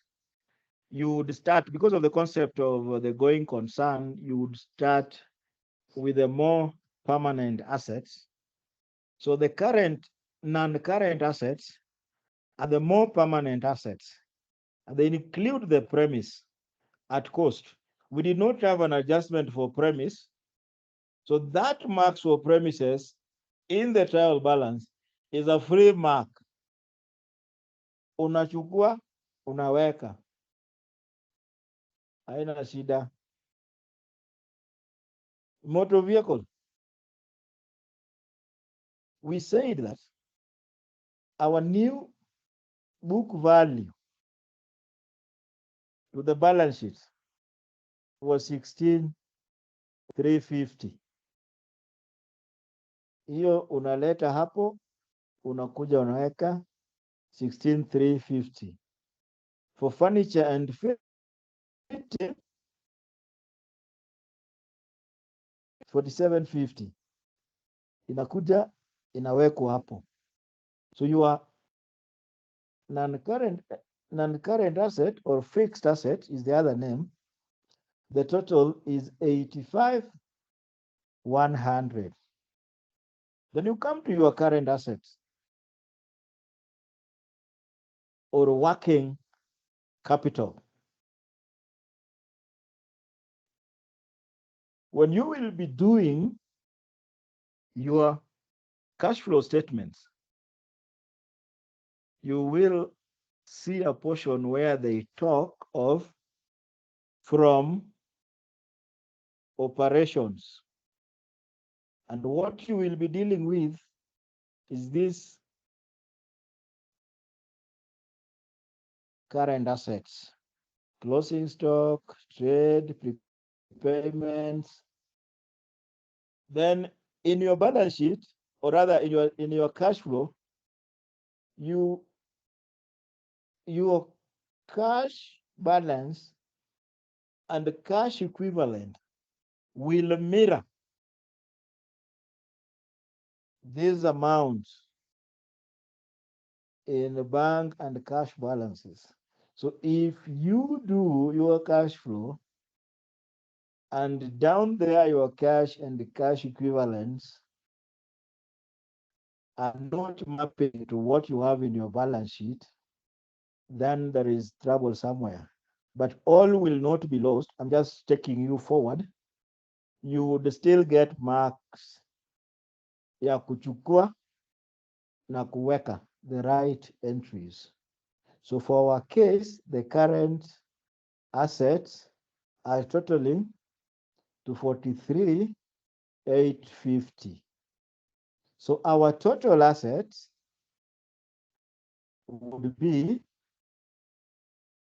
85 plus 43,850. At this point, we start thinking the equation that assets equals to, tumeshajua assets. So wacha tuone kama wacha tu nimalize. So non-current liabilities, or rather current liabilities, we have trade creditors. Hiyo iko kwa trial balance.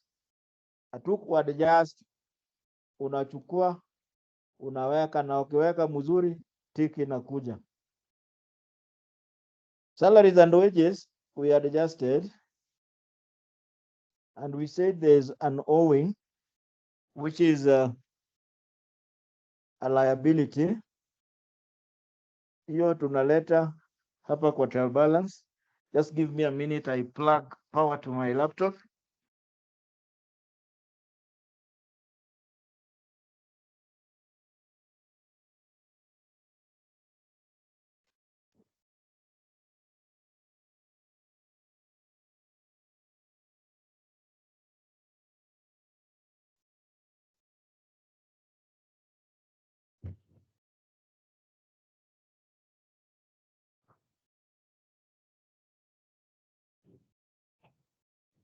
Yes, we can then proceed.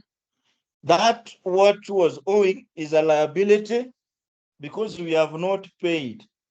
So whatever we have not paid, it is a liability. So that is where it sits. The interest on loan, we recognize it, but we did not pay.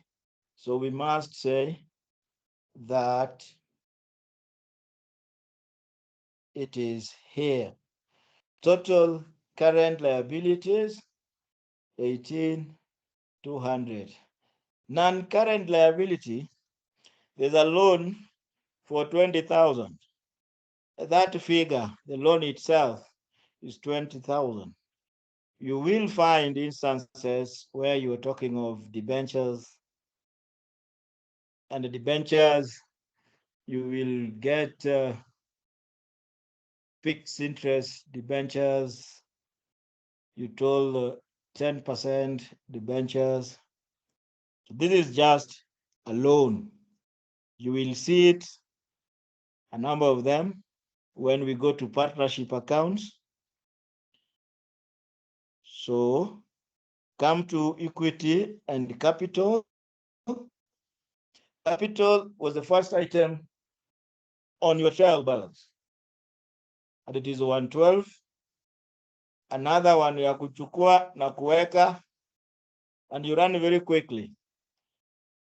Capital and drawings, I told you that drawings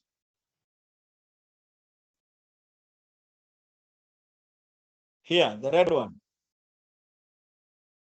capital is affected by the drawings that reduce it.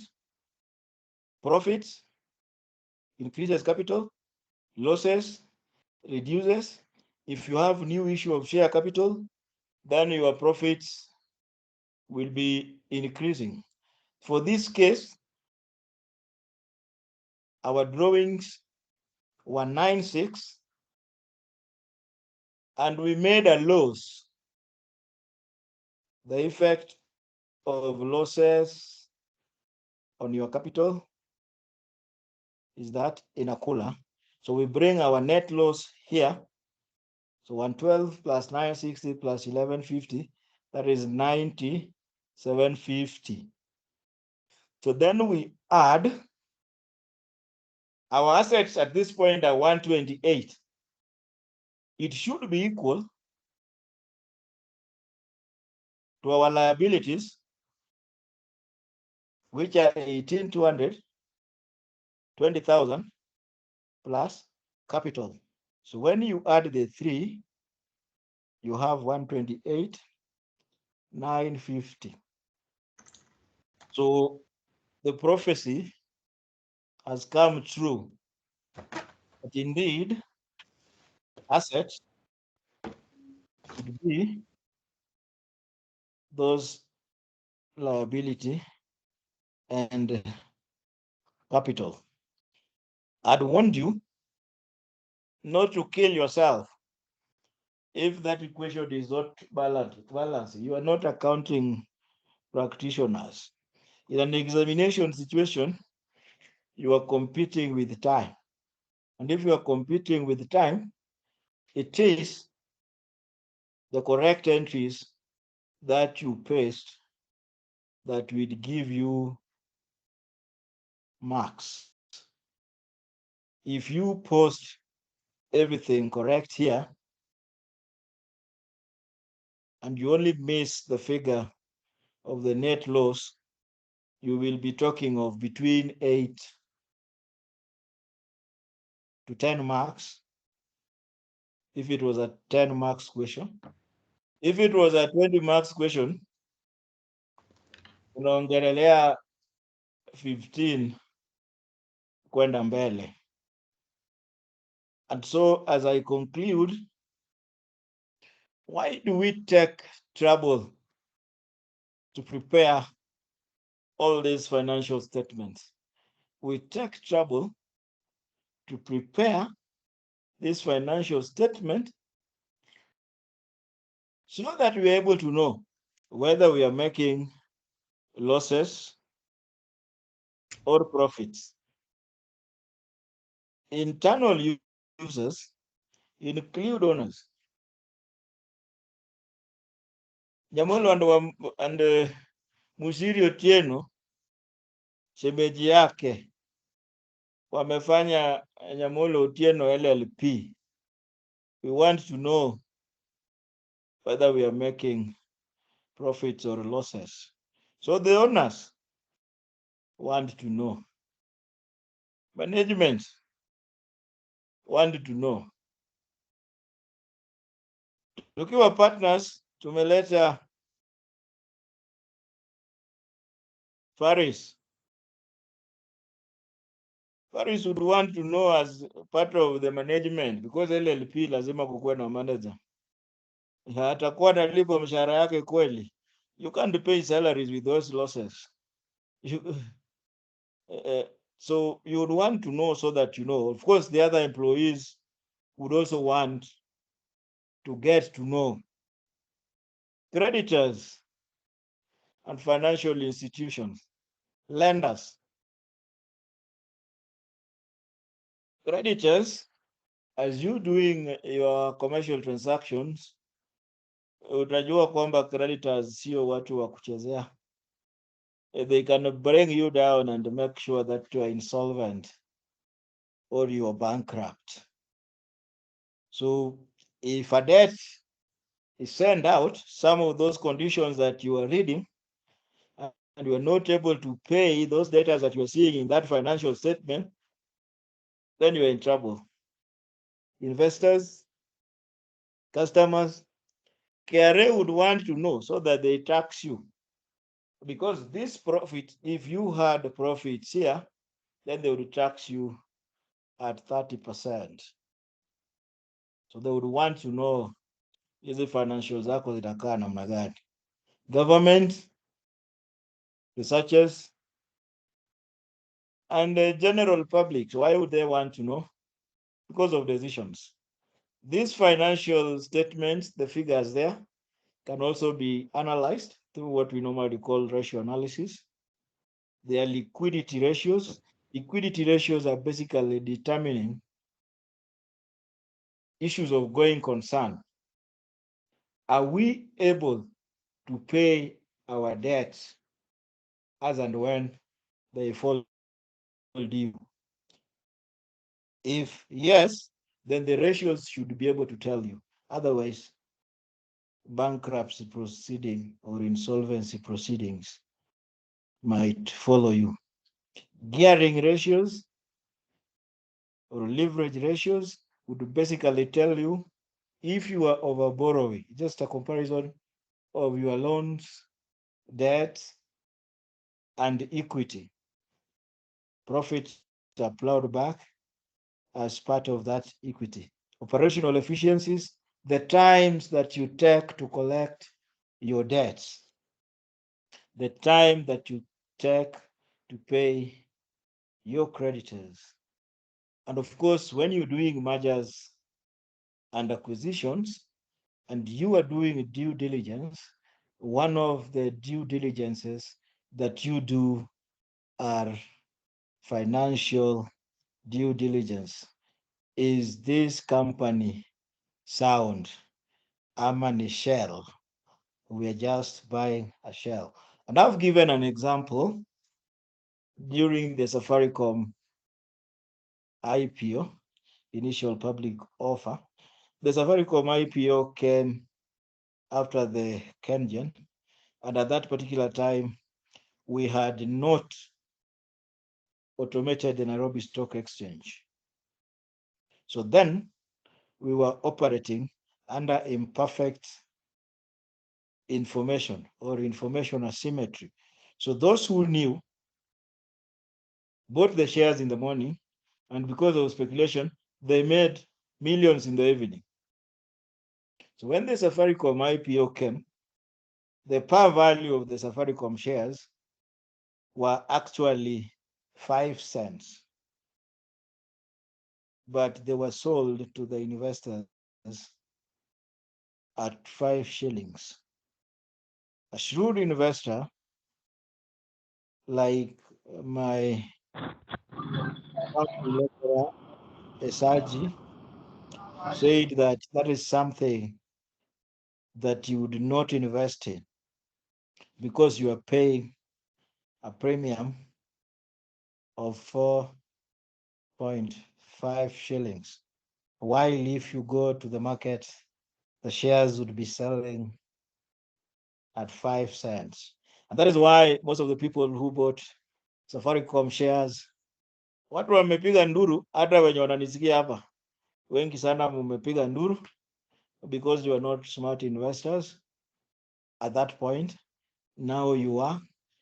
I've taken you through a 360 degree of the financials, and I would end it there unless there is a pressing question.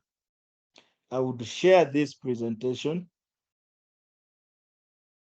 so that you go through it. Once you've tried to go through it, if there is an issue,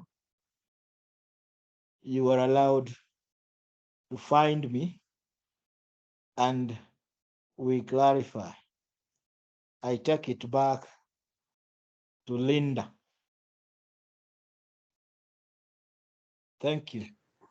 Okay, thank you so much, Nyamolo. I am seeing a hand. Ochieng. Oh, no. There was a persistent hand. Bet. Please, you can just air your question before we wind up. Please ask.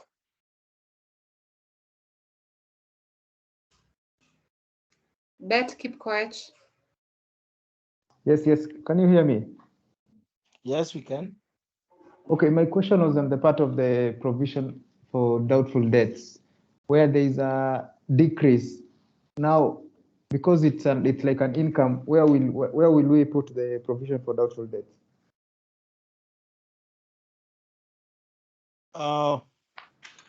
If it is a decrease, yes, it is. We said if it is a decrease, it is a gain. That is what we said, yeah? Here.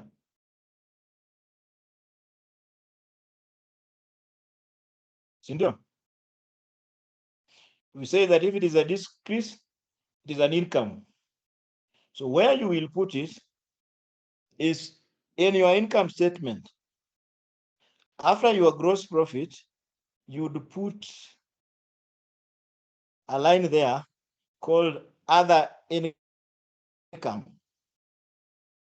A decrease in provision, and it would increase your gross profit.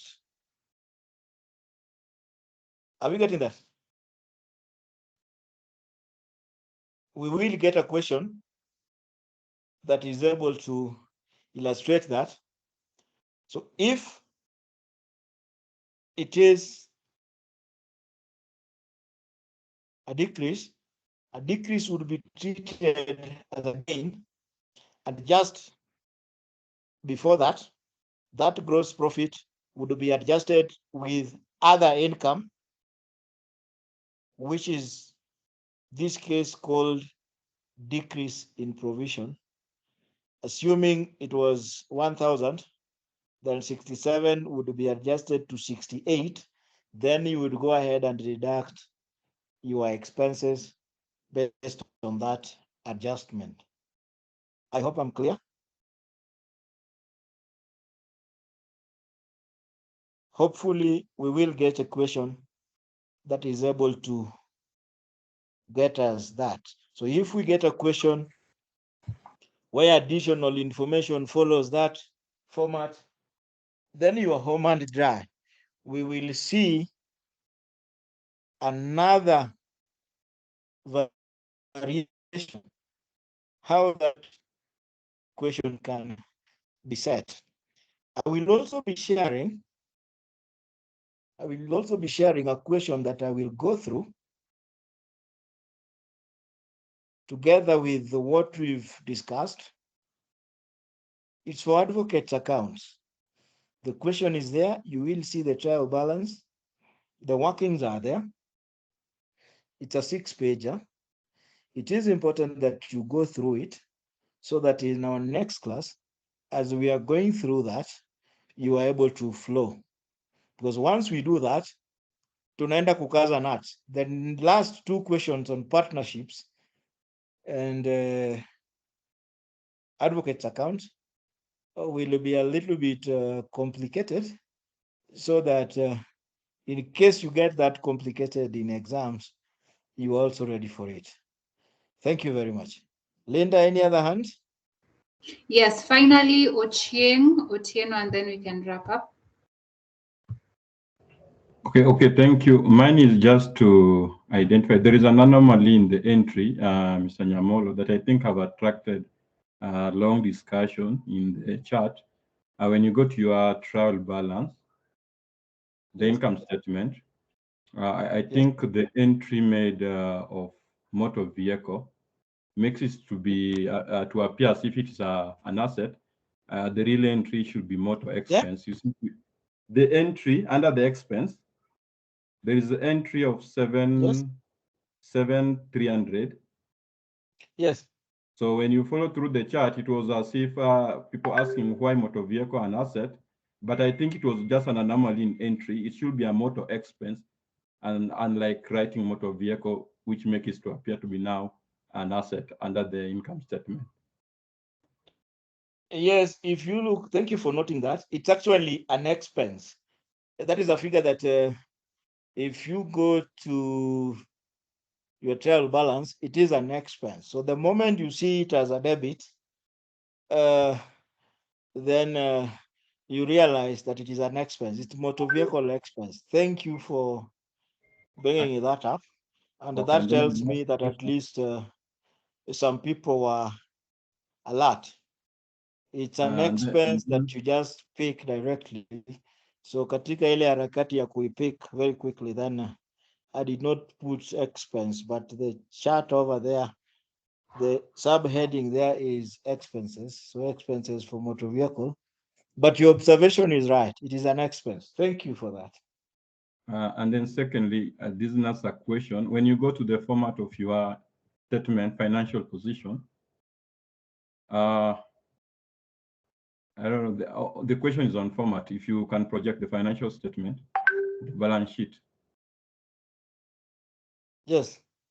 I don't know what your take about this, but I don't. The general format that we have been taught is that anytime you have an accrued depreciation, then you have to have a third column where you record the accrued depreciation.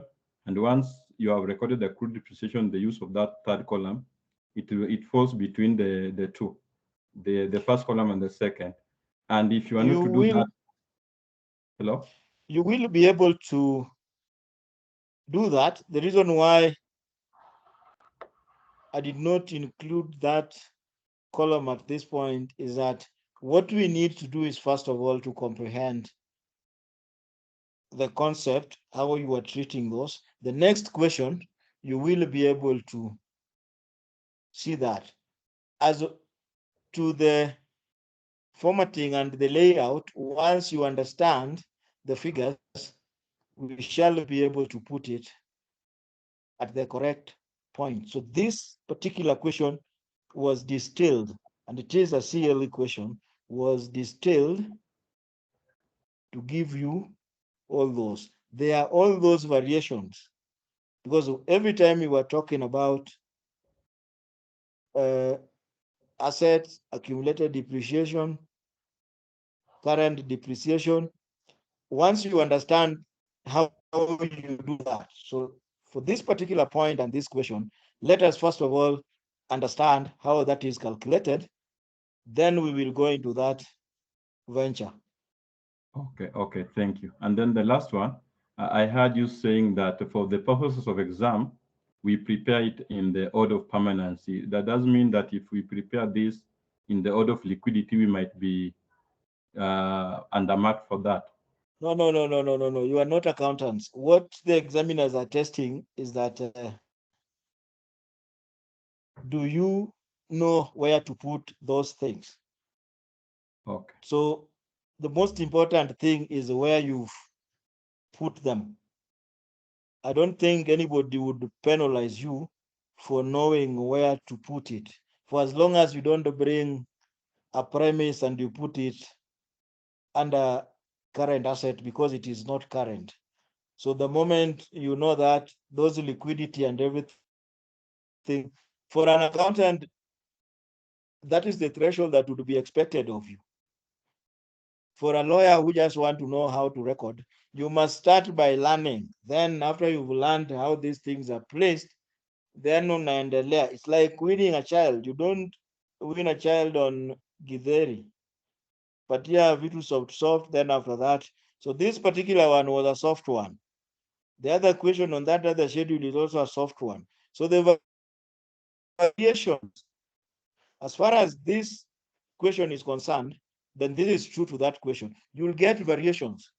So those variations, utapata kuna 1 or 2, 3 changes, but for as long as this one, our accounting equation, which we've said A is equal to C plus L, then we are good to go. So allow me then to exit if there is, I was to get into another meeting at 7:30. I've already donated like 13 minutes. If there's any